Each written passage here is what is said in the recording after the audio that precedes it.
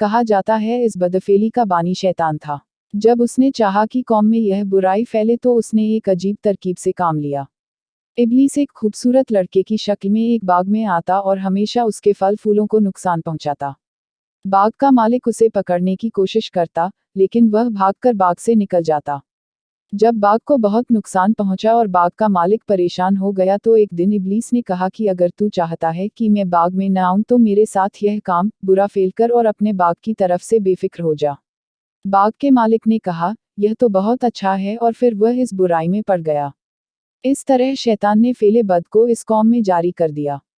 खुदा की तरफ से हिदायत के लिए हजरत लूत ने लोगों को इस फेले बद से रोका और उनको हर तरह से समझाया और खुदा का खौफ दिलाया और कहा कि अगर तुम बुराई से बाज नहीं आते तो खुदा का अजाब तुम्हें धर लेगा।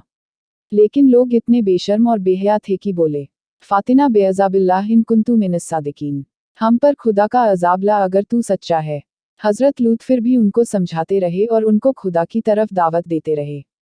अपने चचा इब्राहीम अलैहिस्सलाम की तरह हजरत लूत अलैहिस्सलाम भी मेहमानों की बड़ी इज्जत और खिदमत करते थे।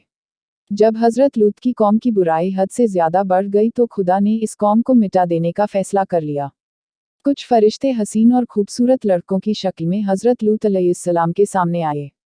हजरत लूत अलैहिस्सलाम को सख्त परेशानी हुई। क्योंकि वह अपनी कौम की आदत से वाकिफ थे, इसलिए मेहमानों के आने से बहुत रंजीदा हुए।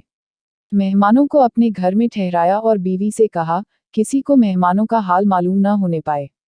लेकिन काफिर बीवी ने जाकर लोगों को बता दिया कि उसके घर ऐसे लड़के आए हैं जिनके हुस्न और कदो कामत की तारीफ नहीं की जा सकती, यानी वे हुस्न व जमाल में बेमिसाल हैं।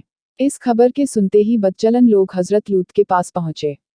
हजरत लूत ने कहा, मुझे क्यों मेहमानों के सामने फजीहत करते हो? बुराई से बाज रहो। अगर चाहो तो बेटियों को अपने निकाह में ले आओ, लेकिन मेरे मेहमानों को मत सताओ। काफिरों ने कहा, तेरी बेटियों से हमें कोई मतलब नहीं। ए लूत, जो हमारा इरादा है उसको तू खूब जानता है।